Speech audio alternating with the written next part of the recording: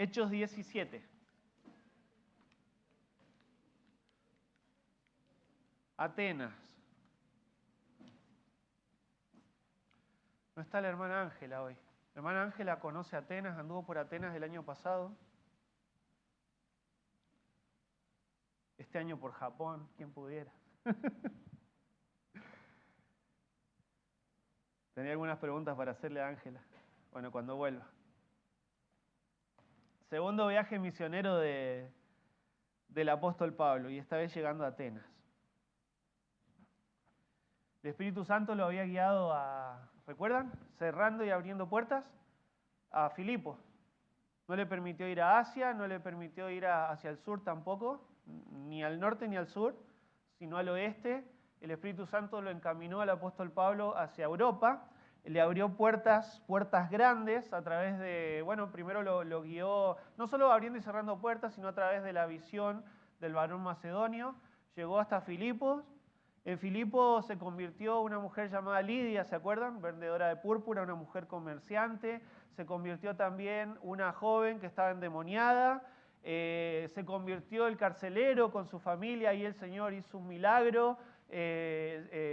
Un terremoto que abrió las puertas de la cárcel y a pesar de que no se escapó ninguno de los presos, la puerta más importante que el Señor quería abrir era el corazón del carcelero y su familia.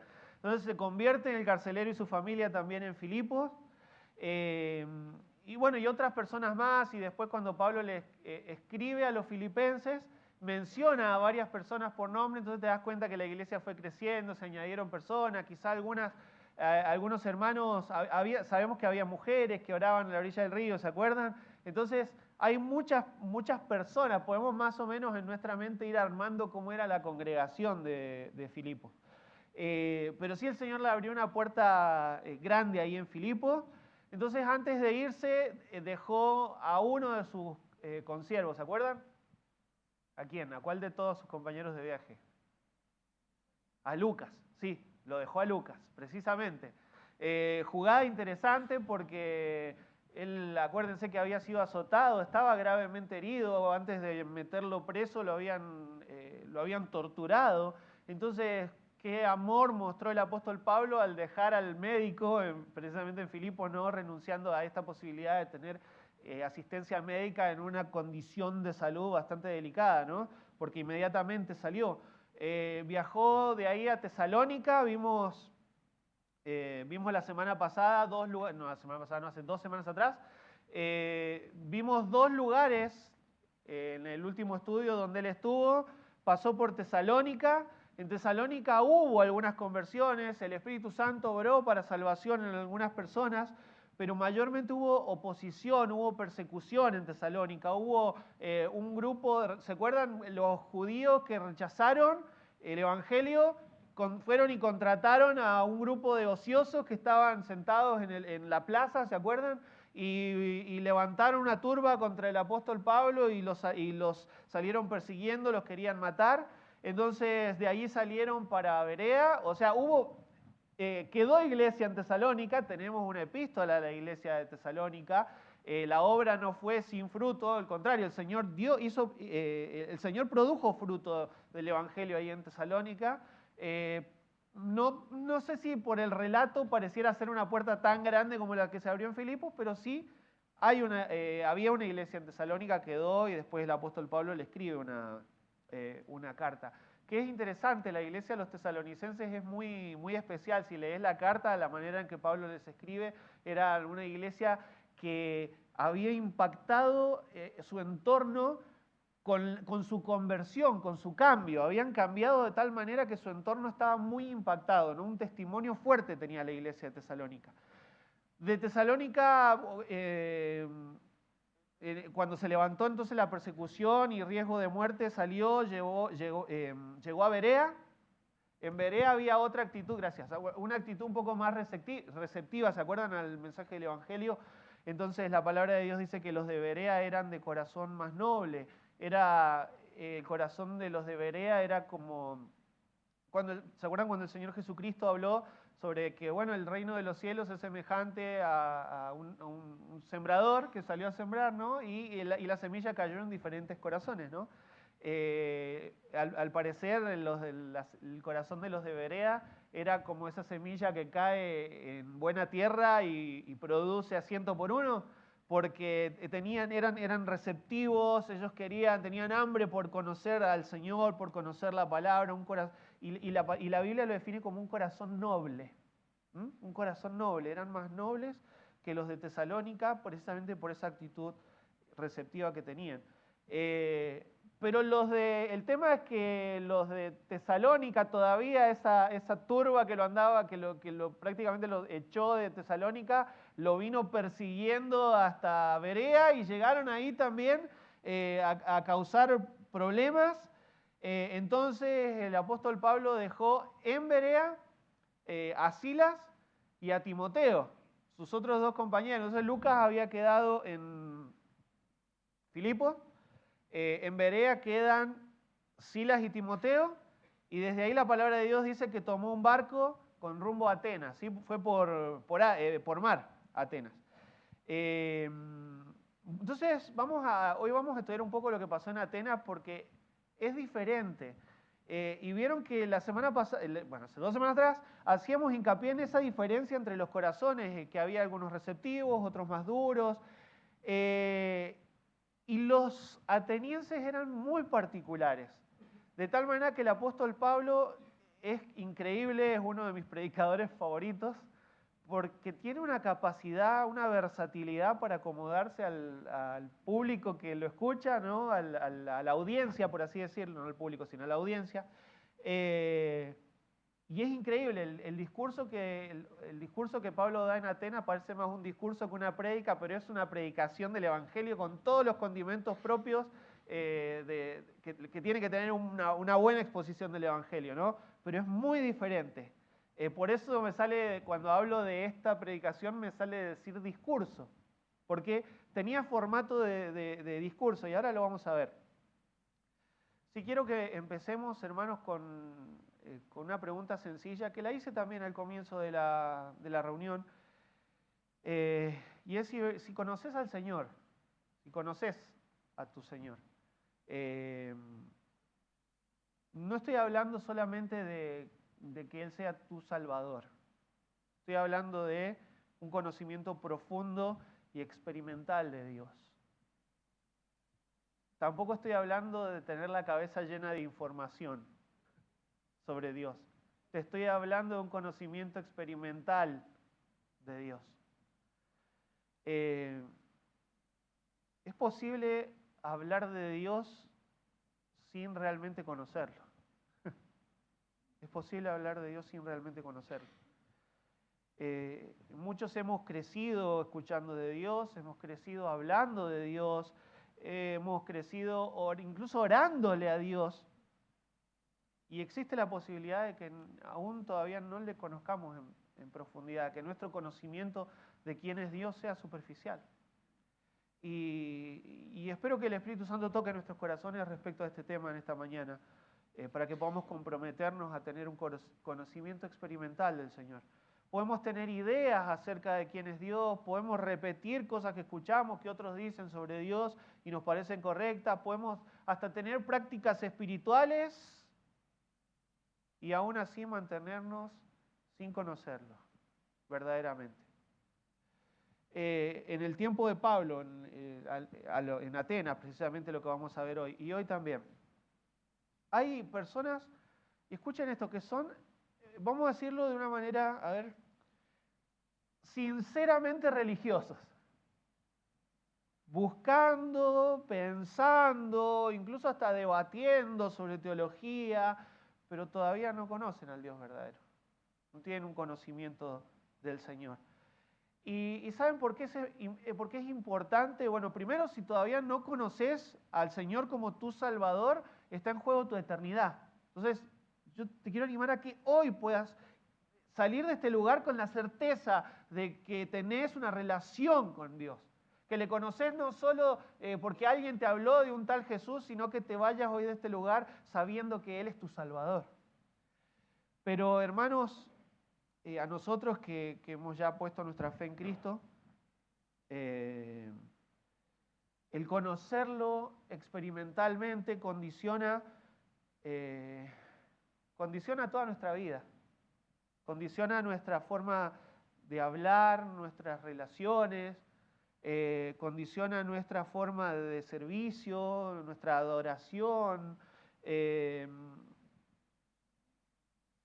Y Dios no quiere ser un Dios desconocido.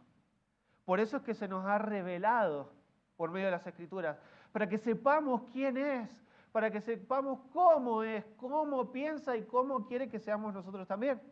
¿Verdad? Tenemos la revelación. Él se da a conocer y quiere que lo conozcamos. Entonces Pablo tiene que revelarles, o de alguna manera con su exposición o con su prédica, Pablo se toma el trabajo de revelarles quién es Dios a los atenienses, pero antes hace algo importante que me gustaría también que nosotros hagamos con nuestros propios corazones. No pienses en quien está al lado tuyo, pensá en vos mismo. El apóstol Pablo los tiene que confrontar a los atenienses con su condición espiritual. ¿Y por qué no entienden quién es Dios? Y hoy vamos a ver por lo menos 3 pasos hacia un conocimiento profundo de la persona de Dios. El primero de esos 3 pasos es, número 1, y escuchen esto, va a sonar, ya de entrada va a sonar chocante la frase, el primero de los puntos. Pero el primero de los pasos para tener un conocimiento profundo de la persona de Dios es reconocer la religiosidad ignorante. Reconocer la religiosidad ignorante, porque uno puede ser muy religioso e ignorar sobre la persona de Dios. Necesitamos entender que, hermanos, el verdadero conocimiento de Dios se consigue en la intimidad de una relación con Él. Y el resto de la información es sumar conocimiento teológico. Pero tu experiencia con el Señor. Yo sabía muchas cosas sobre mi esposa antes de casarme. Cuando nos hicieron la despedida de solteros en la reunión de jóvenes, ¿te acuerdas que nos hicieron un juego sobre cuánto sabíamos? Nos preguntaron datos sobre comida favorita, su canción favorita, cuánto calza, cosas así, ¿no? Como para ver si verdaderamente nos conocíamos. Fue interesante, ella me conocía más que yo. Ella acertó más que yo. Bueno, igual las hermanas son más detallistas y guardan más, retienen más esos detalles, ¿no? Pero el verdadero conocimiento llegó tiempo después, sobre todo ella se siente estafada y pide un resarcimiento y tiene que arreglar con mi mamá. Porque ustedes imagínense que habíamos sido amigos por años, la verdad. Una amistad muy edificante. Pero ella no se había dado cuenta que yo era alérgico. Y quien convive con un alérgico sabe lo que eso significa. Entonces, sabe que son noches sin dormir, sabe que son muchos ruidos extraños, mucho moco. Bueno, ya saben, ¿no? Los que conviven con un alérgico. Entonces ella no sabía que le esperaban noches de mucho ruido, de estornudo, de sonar la nariz, de parecer que es la trompeta y el Señor viene y no es. Soy yo sonándome la nariz. Y sí, pero hubo un conocimiento más profundo cuando empezamos a experimentar en una relación ya más cercanos después habiéndonos casado, ¿no? Ahí verdaderamente supo quién era. Se decepcionó, pero ya estaba casada. Así que bueno, por la gracia del Señor todavía está. Pero el punto es ese, que vos podés tener no sé si entienden el punto, que vos podés tener conocimientos superficiales de lo que alguien te contó sobre qué sabe de Dios, pero ¿qué experimentás vos de la persona de Dios?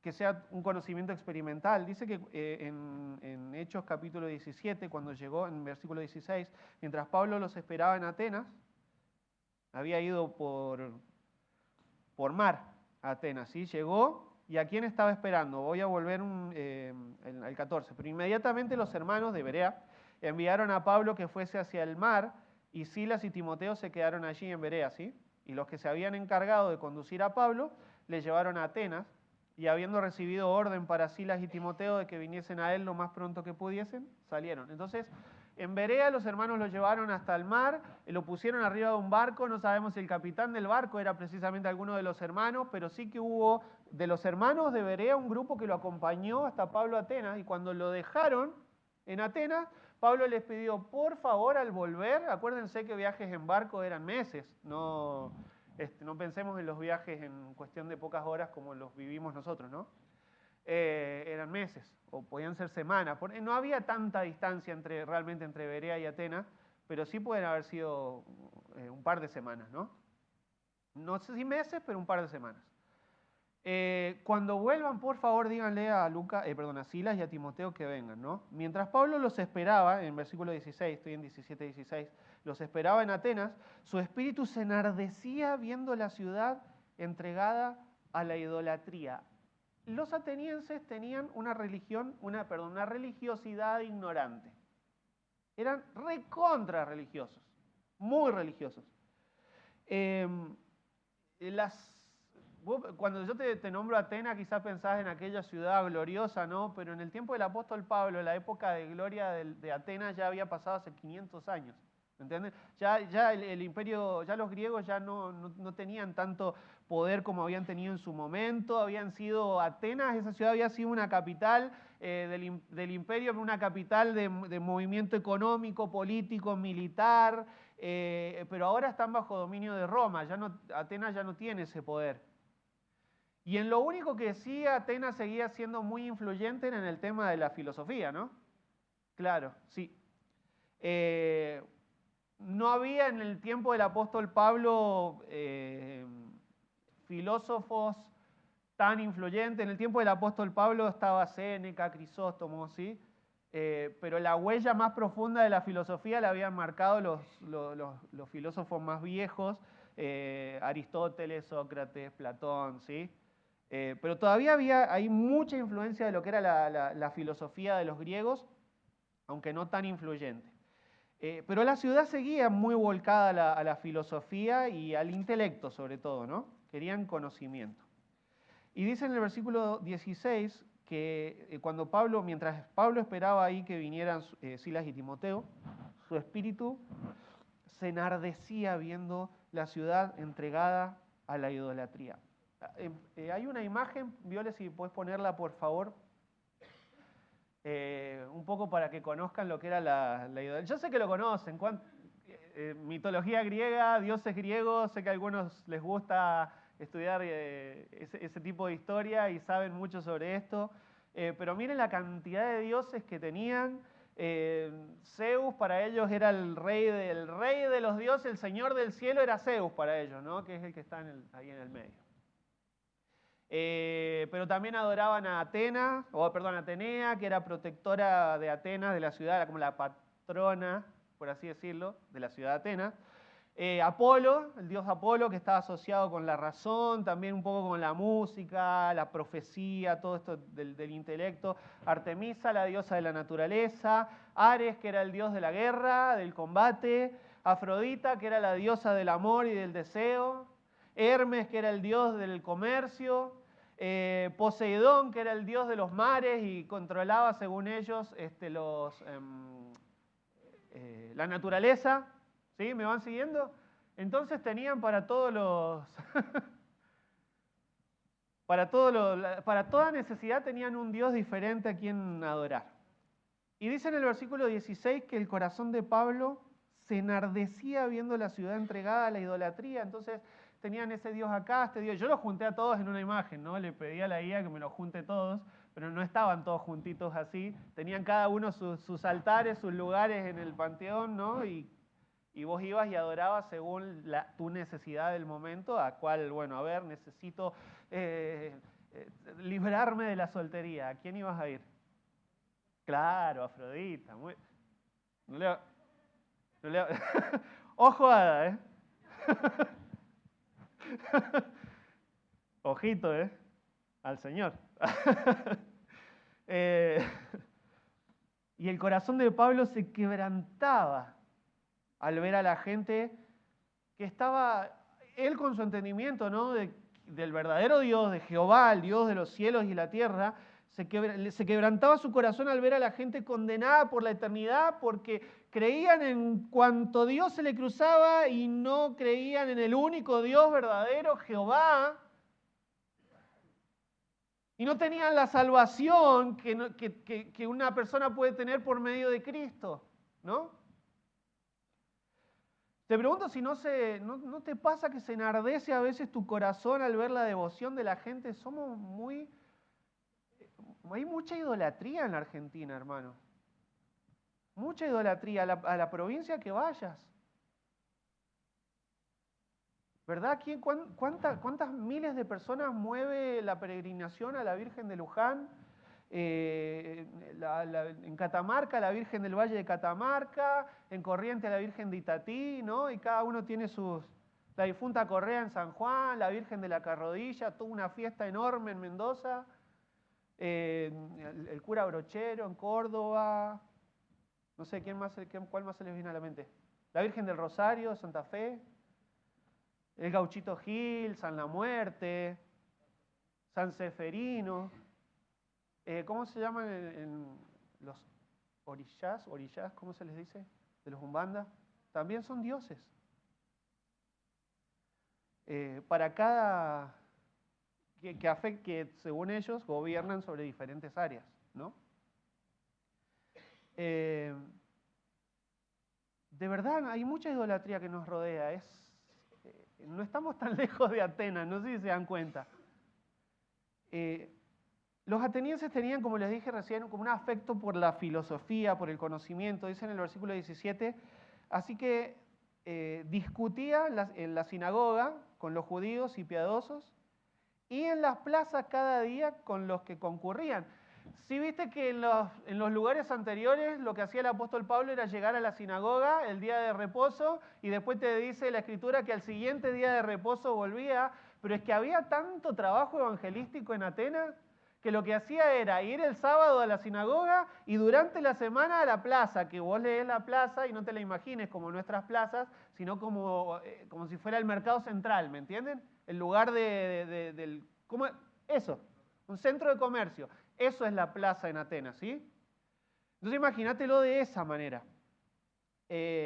Todos los días tenía que ir el apóstol Pablo el sábado a los judíos y de domingo a viernes a la plaza.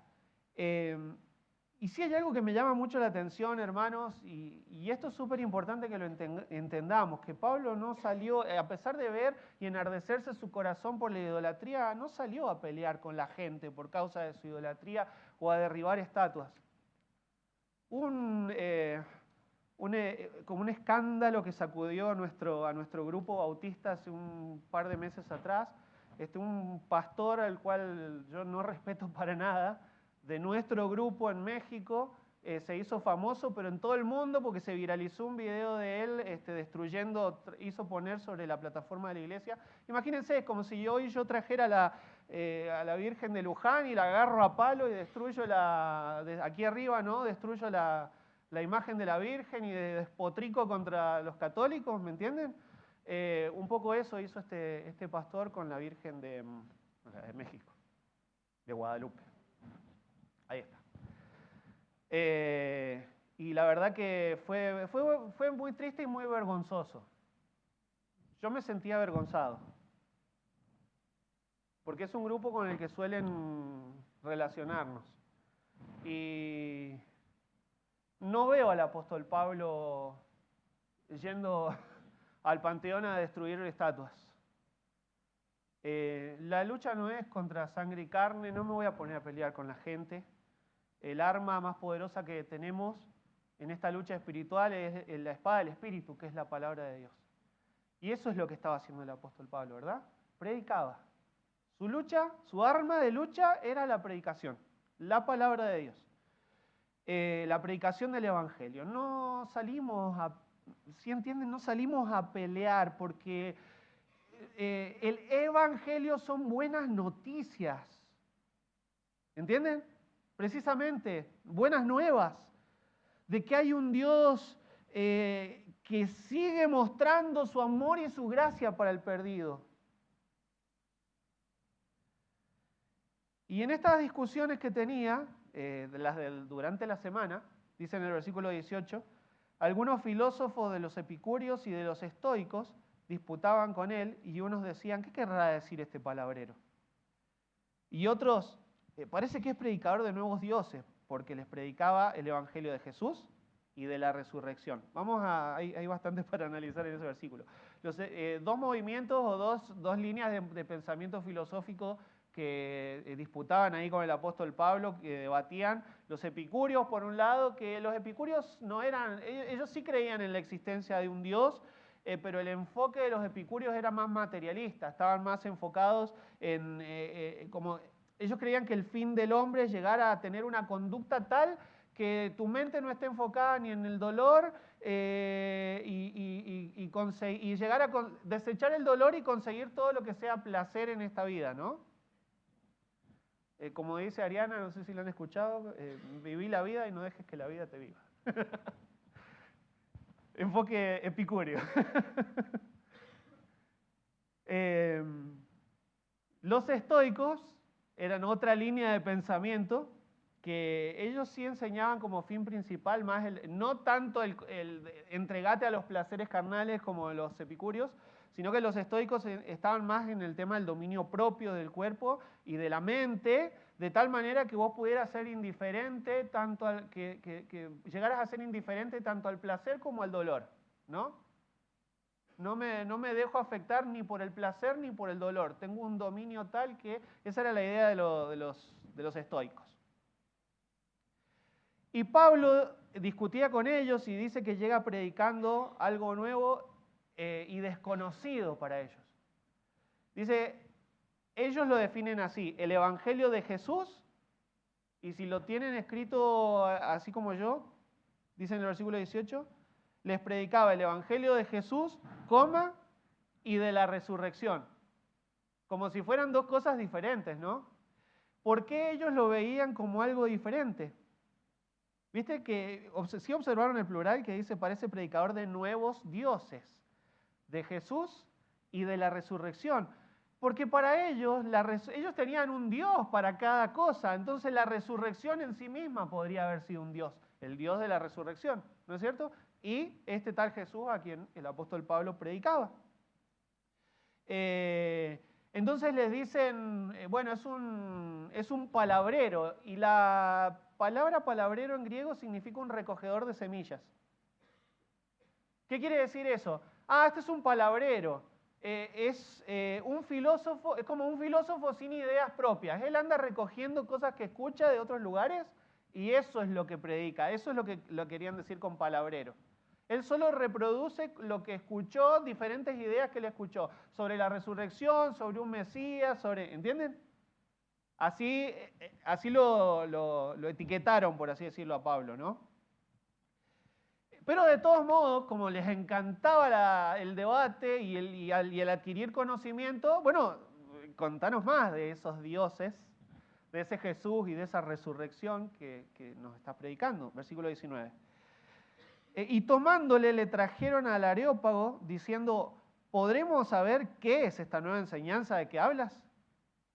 Pues traes a nuestros oídos cosas extrañas. Queremos pues saber qué quiere decir esto. Porque todos los atenienses y los extranjeros residentes allí en ninguna otra cosa se interesaban sino en decir o en oír algo nuevo. Lo único que querían era a ver qué hay de nuevo. Y lo que Pablo traía era algo diferente, era algo nuevo para ellos, ¿no? Entonces se lo llevan al Areópago, ahí lo tienen a Pablo en el Areópago, que era en realidad una especie de plataforma que estaba sobre la colina, en un lugar al aire libre, ¿no? Era una plataforma al aire libre, y se podía juntar una multitud de personas a escuchar a quien disertara ahí en el Areópago, ¿no? Y Pablo tenía buena oratoria, entonces era un candidato digno de ponerlo en el Areópago y escucharlo. Entonces lo llevaron. Y bueno, que nos cuente porque queremos nueva información, ¿no? Esta es la actitud de la gente que, hermanos, díganme si no es la misma que hoy en día. Porque todos los atenienses y los extranjeros residentes allí en ninguna otra cosa se interesaban sino en decir o en oír algo nuevo. A ver, ¿qué hay de nuevo? ¿Qué hay de nuevo?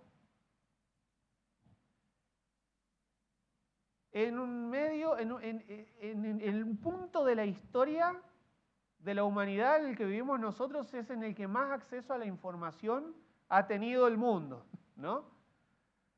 Y uno que abre las redes sociales o los diarios o a ver qué hay de nuevo, de qué me puedo enterar hoy y de qué te sirve esa información, qué podés hacer con esa información. Y por eso, y al haber tanto acceso a la información, es que vos abrís YouTube y tenés, pero sobre todo si querés llenarte de información religiosa, por eso es que estoy enfatizando, hermanos, en que conocer a Dios no es solo tener la cabeza llena de conocimiento teológico, ¿sí? Que vos podés entrar a YouTube y tenés cientos de predicadores, cientos de podcasts diferentes según lo que vos quieras escuchar. Vas a elegir, vas a empezar ahí alguno más de tu estilo, más que te gusta, un podcast para mujeres, uno para jóvenes, y así según lo que vos quieras o andes necesitando, entre comillas, ¿no? Y vas a buscar algo de tu preferencia y a ver qué información me puede añadir. Entonces, y tal es así que el cristianismo de hoy está lleno de conocimiento teológico. Hay más conocimiento teológico que nunca en nuestro tiempo. Por eso dije al principio que el hombre puede ser profundamente religioso y aún así estar en ignorancia. Gente con la mente llena de conocimiento bíblico y teológico, camino al infierno. Camino al infierno. El mayor problema de la humanidad es el mismo que siempre fue, el pecado. La solución es la misma que siempre fue, Cristo, por la fe. Entonces, sí hay estamos pensando en una religiosidad ignorante de los atenienses desde el punto de vista de un inconverso, ¿no? Pero ahora pensá en la religiosidad ignorante de los creyentes, de tener todo tipo de prácticas religiosas, hermanos, que no es lo mismo que conocer a Dios. No es lo mismo que conocer a Dios. La iglesia, a veces los ministerios pueden llegar a convertirse en un fin para nosotros y pasar a ser ídolos sin estar adorando verdaderamente al Señor. ¿Entienden esto? Sin tener un conocimiento experimental de quién es el Señor. Yo hoy mismo puedo estar predicando con técnicas de oratoria sin haber... ustedes no me vieron durante la semana teniendo mi tiempo con el Señor. ¿Entienden? Cualquier cosa le preguntan a mi esposa. Pregúntenle si ella me vio o no. Pero sí entienden que yo hoy podría estar con una buena oratoria o con labia, chamullando, utilizando un lenguaje cristiano, sin haber experimentado a Cristo en mi diario andar. Solo largando información. Qué triste sería, ¿verdad? Qué triste sería. Pero aplícalo a tu vida, a tus ministerios, a lo que vos haces o a tu andar. Quizás sos muy de hablar, de compartir, de tener siempre ese lenguaje cristiano, pero experimentalmente, ¿cómo estás con el Señor? El primer paso para tener un conocimiento real de Dios, para que no sea un Dios desconocido, sino que lo conozcamos de verdad, es el desechar, el entender la religiosidad, el reconocer la religiosidad ignorante. Tener la capacidad de reconocer que existe la religiosidad ignorante y que muchas veces nosotros caemos en ella. Tu forma de vivir tiene que reflejar un conocimiento real y profundo de quién es Dios y qué espera Él de vos. El segundo de los pasos para un conocimiento más, primero reconocer entonces la religiosidad ignorante. En segundo lugar, conocer a Dios tal como Él se nos revela. Tal como Él se nos revela. Versículo 22 dice, entonces Pablo, puesto en pie, en medio del Areópago, dijo, varones atenienses, en todo observo que sois muy religiosos, porque pasando y mirando a vuestros santuarios, hallé también un altar en el cual estaba esta inscripción, al Dios no conocido. Al que vosotros adoráis, pues sin conocerle, es a quien yo os anuncio. Que es un genio Pablo para la predicación.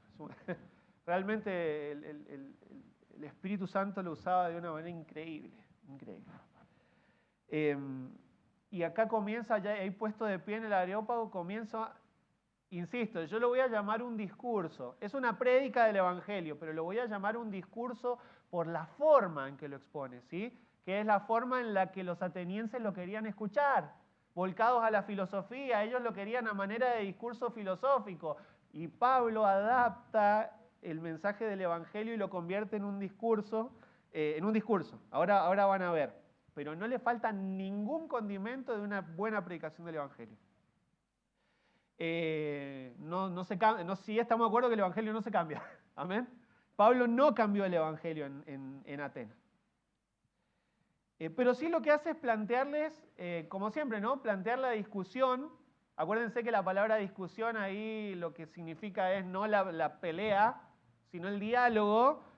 Planteando un tema, bueno, hablemos sobre este tema. ¿Y cuál es el tema que Pablo les plantea? Tengo una imagen también para que puedan verlo. ¿Saben, hermanos? Hermanos, no les decía hermanos, porque no eran hermanos. Varones atenienses, poneme la tercera de las imágenes, por favor. ¿Saben que iba caminando por la ciudad y me di cuenta que son muy religiosos, que adoran a todo tipo de dioses, pero ¿saben? Un altar en particular me llamó la atención. Así propone él la discusión.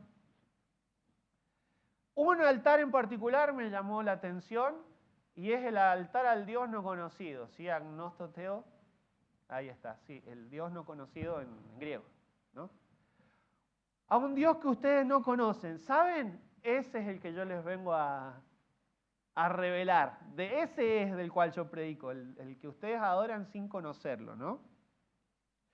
Y entonces lo que hace Pablo ahora es, a ver, este altar, qué locura, ¿no? Tener un altar para un Dios no conocido, y es que el punto de la idolatría había llegado tal que, bueno, vamos a hacer este altar por las dudas que existe un Dios, no lo conocemos, y en una de esas le estamos fallando, y vamos a adorarlo por las dudas.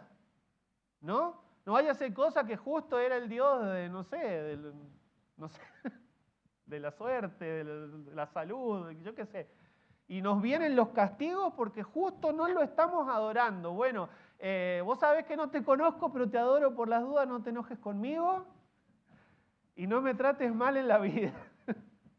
Ese era el punto de la idolatría de los atenienses, ¿no? Y de ese altar se agarra Pablo para iniciar el planteo, la discusión, ¿no? Y para corregir ese concepto que los atenienses tenían sobre Dios, más bien sobre quién es el verdadero Dios, porque, insisto, ellos tenían conceptos religiosos sobre los dioses. Y yo creo, hermanos, es doloroso admitirlo, pero tenemos que cambiar nuestros conceptos religiosos de quién es Dios y conocerlo tal como Él se nos revela. De hecho, ser muy religioso, por favor no interpreten mal esta frase que voy a decir, agárrenla en el contexto en el que la estoy predicando. Ser muy religioso muchas veces es un estorbo para la verdadera fe. Es más, a veces el que no cree en nada suele escuchar sin filtros ni prejuicios, ¿no? Qué lindo cuando llegás a aplicarle el Evangelio a una persona que no sabe casi nada de religión. Entonces vos le hablás de Cristo, en cambio aquel que ya ha tenido estudios y experiencia con otras religiones, ¿no es cierto? Pasa toda la información que vos le das sobre Jesús por el filtro del conocimiento previo que tiene. Y a menos que el Espíritu Santo baje esa guardia o quite esos filtros, esa persona no va a llegar al verdadero conocimiento de Jehová, ¿no es cierto?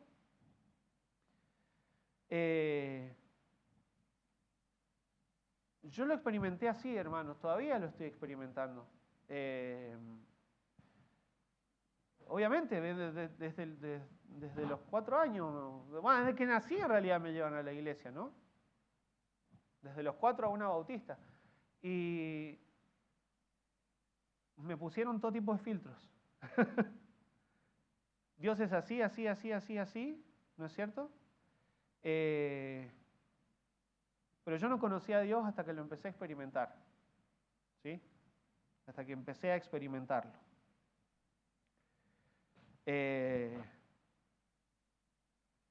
Eso es lo que ahora Pablo quiere corregir en los atenienses. Ustedes están... Eso pasaba con los atenienses. Pablo predicaba a Jesús y la resurrección. Y por el filtro de la cabeza de los atenienses, ¿qué pasaba? La resurrección es un Dios, ¿no? el Dios de la resurrección. Y dice en el versículo 24, este es el Dios que ustedes no conocen, que yo les predico, les dice Pablo. Y se los empieza a revelar. Y lo que Pablo les revela a los atenienses es cómo Dios se revela a la humanidad. Dice, el Dios que hizo el mundo y todas las cosas que en él hay, siendo Señor del cielo y de la tierra, no habita en templos hechos por manos humanas. Ya con esa frase derribó no sé cuántos de los preconceptos que un griego podría llegar a tener con su idolatría. El Dios que hizo el mundo y todas las cosas que en él hay. Ninguno de los dioses griegos creó nada, ni siquiera Zeus, que es su principal deidad. Ellos no consideran a Zeus como un dios creador. Pablo les dice, este Dios del cual yo les predico es el creador del cielo, de la tierra y de todo lo que hay. Y que además no solo es el creador, sino que es Señor del cielo y de la tierra.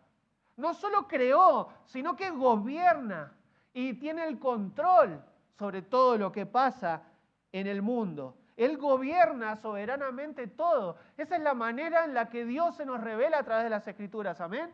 Él se nos revela como el Dios creador, pero como el soberano de la creación, como Señor y soberano de la creación también. Es el Dios creador.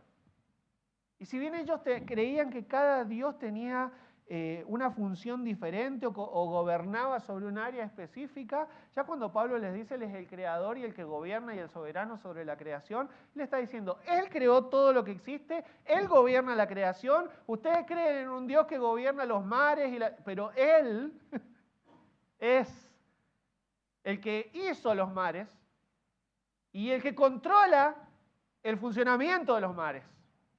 Y de los vientos, y de los terremotos, ¿no? Entonces, es como, wow, ¿qué estás diciendo? ¿Un Dios que es más poderoso que todos estos en los que nosotros creemos juntos? Sí. Sí. El Dios que les anuncia a Pablo, que es, hermanos, nuestro Dios. Que quiere que lo conozcamos como Él se nos revela. Él gobierna sobre la creación, gobierna sobre el tiempo, gobierna sobre toda circunstancia. Y nosotros intelectualmente lo entendemos, pero cuando nos aprieta el zapato, cuando nos vemos en una situación de apuro, nosotros agarramos el control o queremos agarrar las riendas de nuestra vida, tomar el control de las circunstancias y renegamos cuando las cosas no nos salen como nosotros queremos. ¿Y saben qué estamos haciendo ahí? Demostrar que no conocemos al Dios que predicamos. porque no actuamos conforme a lo que nuestra mente sabe de ese Dios. Intelectualmente tenemos clarito que Él es el soberano, pero a la hora de confrontarnos con los momentos difíciles, soy yo el que agarro las riendas. ¿Y la soberanía de Dios a dónde está? ¿No que tu Dios es soberano? Entonces se dan cuenta que el conocimiento de Dios es experimental, que yo tengo que vivir eso que conozco de Dios y no solamente tenerlo acá en la cabeza.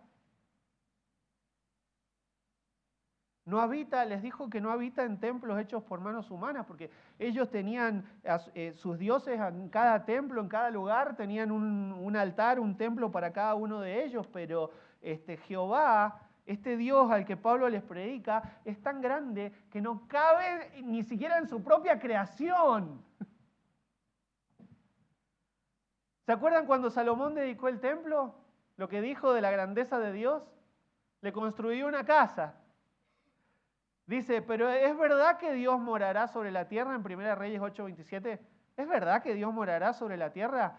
He aquí que los cielos de los cielos no te pueden contener. ¿Cuánto menos esta casa que yo he edificado? El Dios que yo les predico, dice Pablo, es tan grande que no lo podés poner ni siquiera, no solo no lo podés meter adentro de un templo, no cabe en su propia creación.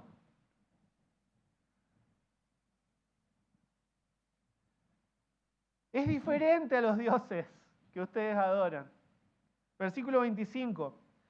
Ni es honrado por manos de hombres, como si necesitase de algo, pues Él es quien da a todos vida y aliento y todas las cosas. Este es muy revelador sobre Dios. Pablo sigue diciendo, este es el Dios verdadero, Él se revela así, Él quiere que ustedes sepan esto y que nosotros, hermanos, sepamos esto sobre Dios. Varias cosas. Primero dice que no es honrado por manos de hombres, y honrado ahí, ¿cómo que no? ¿Y no honramos al Señor? Ahí la palabra es terapeuo, que significa terapia o asistencia o ayuda. Lo que Pablo está diciendo es, Dios no necesita nuestra ayuda. Dios es todopoderoso. Dios nos da el privilegio de servirle. Dios nos da el privilegio de poder trabajar para Él. No porque nos necesita el todopoderoso, el omnipotente. El omnipotente significa que todo lo puede. Él no te necesita a vos para salvar al mundo y sin embargo te dio la bendita posibilidad de compartir el Evangelio. Y yo no sé si Dios se siente como a veces nos sentimos como cuando nuestros hijos son chiquitos, ¿no? Y vos les pedís y los mandás a hacer algo y ves que lo hacen lento y mal y te dan ganas de agarrar y hacerlo vos, pero a la vez sabés que los chicos necesitan aprender a hacerlo por su cuenta. Entonces respirás hondo y, bueno, lo dejo que lo haga, ¿no es cierto? Estás enseñándole a cocinar o a limpiar o... saben que lo hago yo, ¿no? ¿Vos te pensás que Dios nos necesita para hacer las cosas? Nosotros haciendo las cosas para Dios somos así. Que el Todopoderoso no puede hacerlo todo mejor. Y en su bondad nos da el privilegio de servirle. Y nosotros por falta de conocimiento pensamos que el servicio es una carga impuesta. Es un privilegio servir al Señor. Los dioses griegos, en comparación, sí necesitaban del servicio, el culto a los dioses griegos requería el servicio.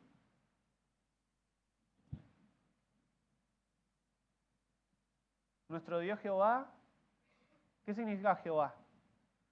Yo soy el que soy, el que existe por sí mismo, el autoexistente, ¿entienden? Él no necesita nada ni nadie.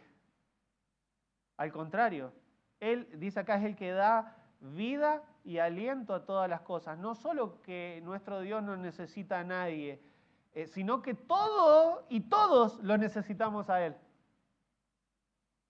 Es muy diferente a los dioses griegos. Colosenses 1:17 dice que Él es antes de todas las cosas y todas las cosas en Él subsisten. ¿Entienden? Todo y todos necesitan de Jehová para la subsistencia. Y ahí nosotros, jactándonos de que Jehová, yo soy el que soy, a nuestro Dios Jehová adoramos. Pero en la vida diaria somos muy autosuficientes, ¿viste? Y andamos como que no necesito de Dios. Y andamos como que yo tengo la capacidad, yo tengo el conocimiento, yo tengo el dinero, yo tengo la fuerza o la salud necesaria hasta que Dios te lo quita. ¿No es cierto? Te quita tu bastón de apoyo y ahí te das cuenta que lo necesitas. ¿Conoces a Dios? Sí, mi Dios es autoexistente, mi Dios es todo, yo necesito a mi Dios para todo en mi vida, ¿no? Pero ¿lo vivís así? Entonces, si no lo vivimos de esa manera es porque y no lo estamos conociendo, no tenemos un conocimiento experimental de quién es Dios. ¿Sí me van siguiendo? ¿Entienden cuál es el punto? Es el Dios que dice en el versículo 26, y de una sangre ha hecho todo el linaje de los hombres para que habiten sobre toda la faz de la tierra, y les ha prefijado el orden de los tiempos y los límites de su habitación. Una vez escuché a una esposa de pastor utilizar este versículo para decir que de una manera muy racista, no sé, que los de aquel país se tienen que quedar en su lugar, ¿no? Porque Dios creó todas las naciones y les ha prefijado sus límites de habitación. Que no vengan los extranjeros a mi país. Qué pena, porque no tiene nada que ver con eso el versículo. De hecho, al contrario, dice, de una sangre ha hecho todo el linaje de los hombres. Y acá les está pateando el tablero fuerte a los griegos. Porque los griegos tenían, para ellos, todo el que no era de sangre griega, así como para el judío, todo el que no es judío es gentil. Para el griego, todo el que no es griego es ¿qué? ¿Alguno sabe? Un bárbaro. Un bárbaro. Y acá Pablo les está diciendo, de una misma sangre Dios creó a todos, todo el linaje, todas las naciones, la sangre de Adán, ¿no es cierto? En Adán Dios puso toda la carga genética para las razas, ¿sí? No hay evolución de por medio. Y Dios prefija, Dios es este Dios que gobierna el mundo, prefija los tiempos, prefija los dominios. A esto se refiere, de esto está hablando con la soberanía de Dios. Que Dios determina tiempos, Dios determina límites terrenales. Todo lo que sucede a toda nación y a todo reino y a toda raza está preestablecido por un Dios que reina por encima de todo porque es soberano. Y ustedes griegos no pueden decir que el bárbaro, por no ser griego, es menor. Y nosotros que conocemos de Dios y decimos, no, claro, porque de Dios yo solo soy un vil pecador, salvo por gracia, ¿no? Y todos soy solo un pecador, llevando lo que he recibido por la gracia, llevándolo por gracia. Y es verdad, pero después nos damos vuelta y tratamos a la gente como si fueran inferiores. No solo al inconverso, a los cristianos, y no solo a los cristianos, a veces a los de otras denominaciones. Pues de alguna manera somos mejores.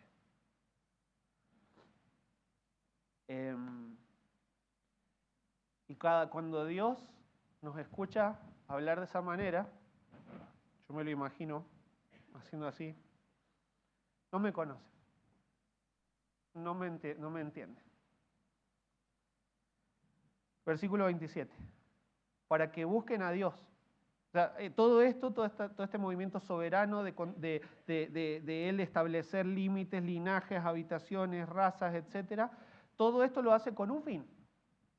para que busquen a Dios, si en alguna manera palpando puedan hallarle, porque ciertamente no está lejos de cada uno de nosotros. Y en mi estudio personal, para compartirles con ustedes esto esta semana, creo que este es el punto al que más habló a mi corazón.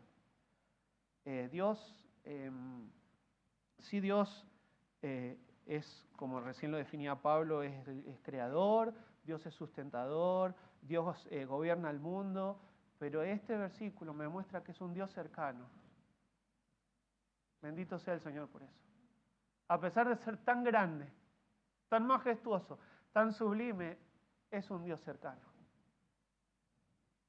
Es un Dios que, como dice acá, todo lo hace en su soberanía para que la gente le busque, porque la gente no busca a Dios. Él mueve soberanamente las vidas, los límites, los tiempos, los acontecimientos, para que la gente sepa de su existencia y ponga su fe en Él. Y no se esconde. Y no está escondido, al contrario, Dios se revela. Dios se da a conocer. Dios está al alcance de todo aquel que se acerque a Él con fe a través de Cristo. Dios se revela. Cercano está Jehová, dice el salmista, Salmo 145, 18. Cercano está Jehová a todos los que le invocan, a todos los que le invocan de veras. ¿Por qué es necesario que aclare que hay una manera de invocarle de veras? Porque también hay una manera de invocarle sin conocerle, sin conocimiento. Hay forma de invocar a Dios sin estar invocando y hay forma de estar invocándolo de verdad. Y Dios está cercano ¿a cuál de los dos grupos? A los que le invocan de verdad, a los que de corazón le están buscando. Él está cercano. Él se revela. Al inconverso, que necesita encontrarlo, que necesita conocerlo, invocar el nombre de Cristo con fe para salvación. Y vieron que hablábamos recién de la necesidad de reconocer esa religiosidad ignorante. Y Dios también en su gracia se revela al cristiano religioso que tiene que buscarle de corazón. También se nos revela en su gracia. Isaías 29:13 dice pues el Señor, porque este pueblo se acerca a mí con su boca y con sus labios me honra, pero su corazón está lejos de mí y su temor de mí no es más que un mandamiento de hombres que les ha sido enseñado. En criollo tienen la cabeza llena de conocimientos religiosos, pero su corazón está lejos de mí. No me conocen. No experimentan una vida al lado mío. Y para cerrar el discurso de Pablo, una última cosa, y es que Dios no es un Dios fabricable. Dios no es un Dios fabricable, y no estoy hablando solamente de estatuas. Dios no es el Dios que a vos se te ocurre que es. Dios es el Dios que se revela. Él es como se nos revela, ¿entienden? No como vos querés que sea. Dice el versículo 28, porque en Él vivimos y nos movemos y somos, como algunos de vuestros propios poetas también han dicho, y miren qué buen recurso literario que usa, cita filósofos que ellos conocían, porque linaje suyo somos. Siendo pues linaje de Dios, no debemos pensar que la divinidad sea semejante a oro o plata o piedras, escultura de arte y de imaginación de hombres, ¿no? Dios no es un Dios fabricable. Y saben, acá cita al menos a dos filósofos que ellos conocían re bien. Es como si viniera Pablo y citara una frase, es como si viniera y citara una frase del Martín Fierro para nosotros, ¿no? Como Dios ha dicho, los hermanos sean unidos.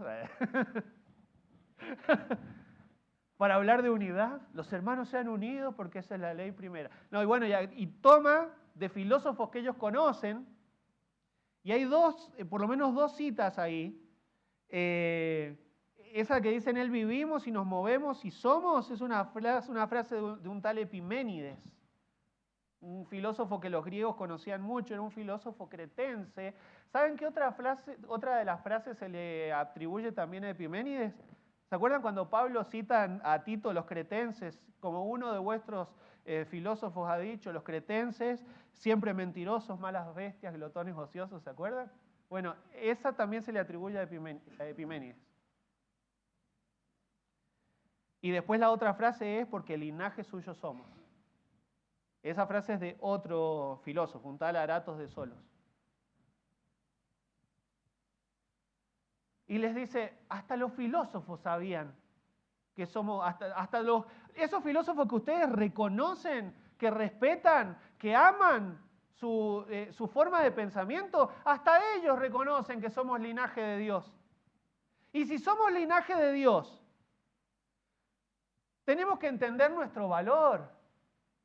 Porque si vos decís que tu Dios es reducible a una estatua, ¿vos valés más que un pedazo de piedra? ¿Sí o no? ¿Podrías decir, yo valgo más que un pedazo de piedra? Bueno, si vos reconocés que somos linaje de Dios, que Dios nos engendró espiritualmente hablando, que hemos sido regenerados y hemos recibido vida por medio de la obra del Espíritu Santo, ¿cuánto valés, hermano, en manos de Dios, como hijo de Dios? ¿Y cuánto vale un perdido? Precio de sangre. Eso vale. ¿Entienden? Precio de sangre.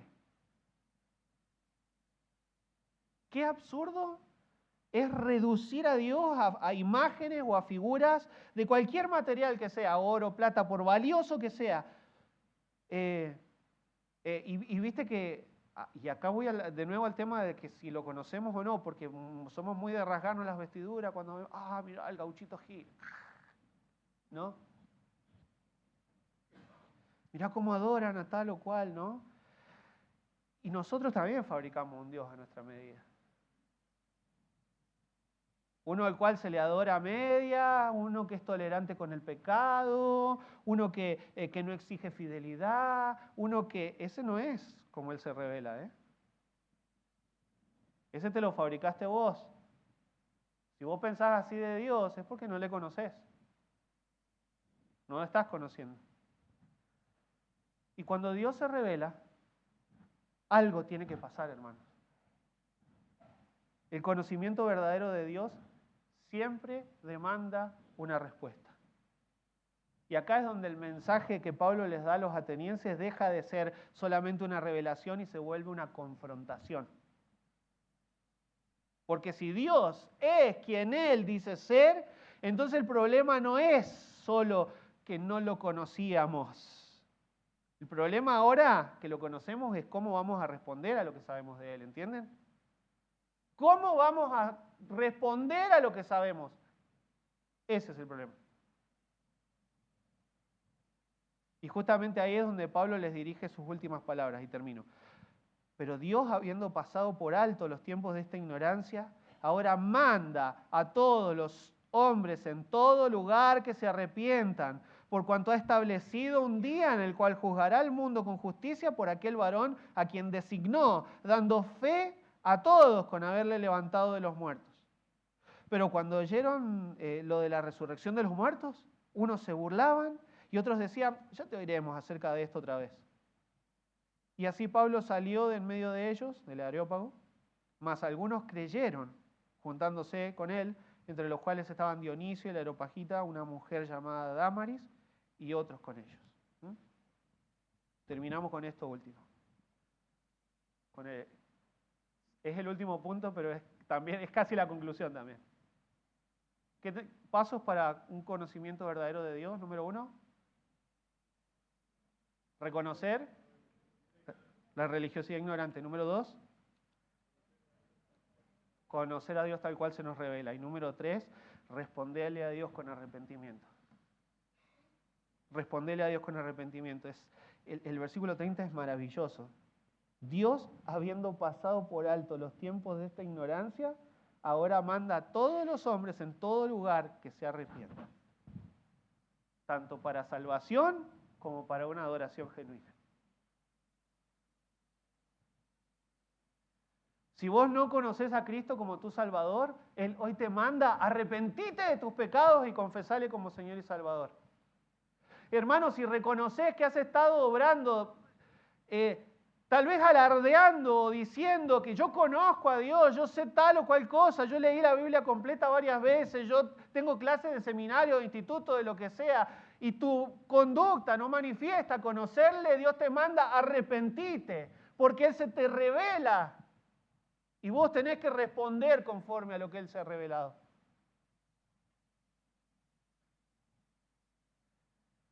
Antes eran ignorantes, pero ahora saben. Y el problema es mayor ahora. Si la ignorancia era un problema, ahora que hay conocimiento, hay responsabilidad. Fuerte responsabilidad. Pero tampoco hay un pecado, hermanos, que sea lo suficientemente grande como para que Dios no esté dispuesto a perdonar. Por eso es que manda a todos los hombres en todo lugar que se arrepientan. La salvación es a la manera de Dios o nada. Dios manda arrepentimiento. Dios manda arrepentimiento. No es como vos quieras, no es el Dios que vos fabricaste o como vos lo quieras adorar. Es como Él se revela y como Él quiere ser adorado. Porque viene un juicio venidero, dice en el versículo 31. Y esa es la razón por la cual toda persona necesita arrepentirse. Es porque un día vamos a presentarnos delante de ese Jesús que Él anunciaba, que va a ser nuestro juez, va a ser juez justo, que no va a aceptar sobornos, no va a hacer acepción de personas. ¿Y cuál va a ser la medida del juicio? Bueno, el haber puesto la fe en Cristo en primer lugar y a los demás, apartados de mí, nunca os conocí. Pero Señor, hablamos en tu nombre, hicimos milagros en tu nombre, echamos fuera demonios en tu nombre. No los conozco y ustedes no me conocen a mí. Hablaron de mí, hicieron cosas en mi nombre y no me conocen ni yo los conozco. A la perdición. Y no va a haber excusas. Y yo creo que algunos van a decir, ¿y cómo saber cuál era el Dios verdadero entre tantos dioses? Pablo lo dijo. Por cuanto ha establecido un día en el cual juzgará al mundo con justicia por aquel varón a quien designó, dando fe a todos con haberle levantado de los muertos. ¿Sabes cuál es la evidencia de cuál es el Dios verdadero? El que se levantó de los muertos. Porque ningún otro venció a la muerte. Ni Hades. No sé, no estaba Hades. Me faltó Hades. A ver si se me ofende. Ningún Dios venció a la muerte. Solo Cristo. Amén. ¿Cuál es el único Dios verdadero, el que venció a la muerte? ¿Por qué le tengo que creer? Porque venció a la muerte. ¿Por qué Él es diferente a todos? Porque ningún otro tiene poder sobre la muerte. Él es el que da la vida, es el que la quita y la muerte no puede con Él. Y esa es la evidencia de que Él es el único Dios verdadero. El que vive. Por eso el domingo pasado celebrábamos la resurrección. ¿Se acuerdan? Y los griegos negaban la resurrección. Por eso el énfasis filosófico tanto en entender la vida terrenal, ¿no? En entender la vida en este mundo. El único concepto que tenían sobre resurrección era de un tal Dionisio que, según contaba un mito, lo habían despedazado y luego de alguna manera se volvió a unir y volvió a la vida. Pero no tenían un Dios de la resurrección y no creían en la resurrección. No estaba entre todas las creencias de los griegos, por eso para ellos esto fue algo totalmente nuevo. Y muchos no lo quisieron creer. ¿Se dieron cuenta? Después te oiremos. Se lo rechazaron. ¿Estás loco? Hubo rechazo abierto, te oiremos después, postergación. Bueno, sí, está interesante, después la seguimos, ¿no? Hubo rechazo, burla, postergación, pero dicen al final que algunos creyeron. Algunos creyeron. Y hermanos, prediquemos al Cristo resucitado. Y capaz no van a creer todos los que le prediques, pero algunos sí, un Dionisio, una Dámaris, ¿no?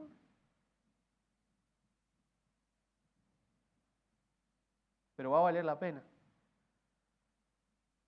Entonces, si todavía, ayúdenme con la música, por favor, hermanos. Si todavía no conoces como tu Salvador a Cristo, yo te quiero invitar a que pongas tu fe.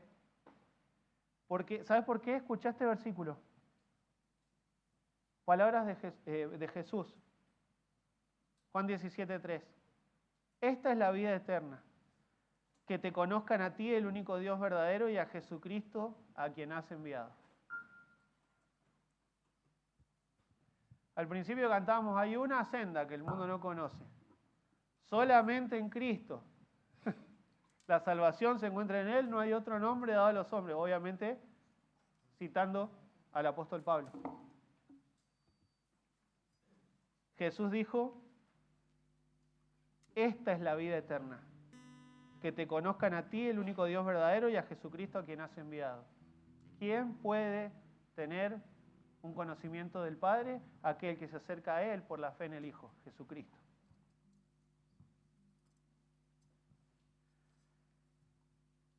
Y hermanos, yo creo que el problema no es falta de información, no para nosotros.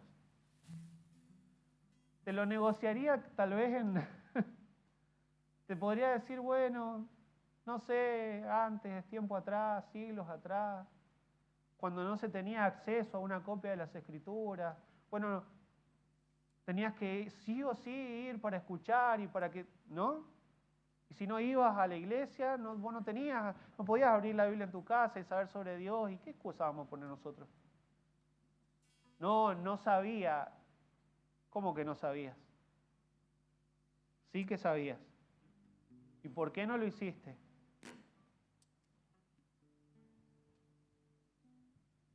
Mas alabes en esto el que se hubiere de alabar, en entenderme y conocerme. Entenderme y conocerme. Que yo soy Jehová que hago misericordia, juicio y justicia en la tierra, porque estas cosas quiero, dice Jehová. ¿Sabes qué quiero? Misericordia, quiero juicio, quiero justicia, quiero que te comportes como yo, que me representes dignamente, hijo.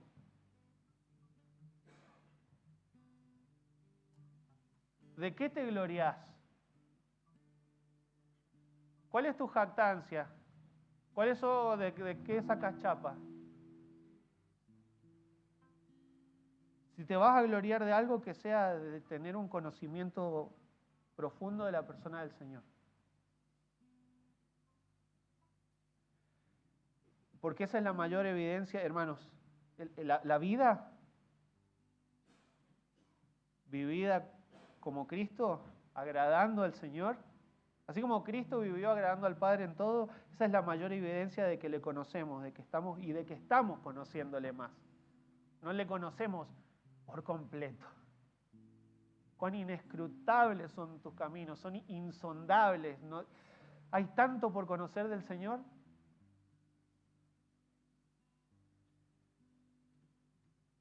Entonces que el Señor, hermano, nos ayude,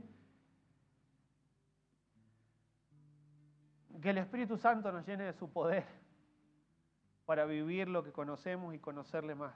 Amén. El profeta Oseas dijo, mi pueblo fue destruido porque le faltó conocimiento. Mi pueblo fue destruido porque le faltó conocimiento, hablando de Israel, ¿no? Pero no era que no conocían la ley.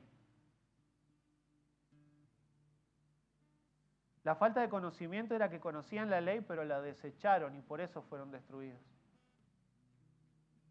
El pueblo de Dios siempre conoció la ley, mejor que nadie. Y nosotros la conocemos mejor que nadie, hermano. Y después nos agarramos la cabeza, ay, qué malas decisiones que tomé, ¿por qué me está yendo mal en esto? ¿Por qué estoy pagando tales consecuencias? Porque conocías lo que Dios quería para tu vida y lo desechaste. Comprometete, hermano, en conocer y obedecer al Señor. Y mirá, dejate sorprender por el Creador. Así como se nos revela, Él es creador, confía en su provisión como sustentador, no temas, no tengas miedo. Cada vez que pienses que te escasean los recursos, acordate del aceite de la viuda. Ese es tu Dios, el mismo. El mismo del tiempo de Elías y de Eliseo, el mismo que hizo que el aceite de la viuda no se acabe. Confía en la soberanía de Dios cuando las cosas no van como vos querés. Y cuando sentís por alguna u otra razón, tu corazón a veces te engaña, tus sentimientos te hacen pensar que Dios está lejos. Acordate que Él dijo que Él es un Dios cercano, que está cerca, a pesar de que a veces lo sentimos lejos o parece lejos, ¿no? Dios está cerca, porque es un Dios cercano. Él se reveló así. Entonces, conozcámoslo y vivámoslo experimentalmente. Amén.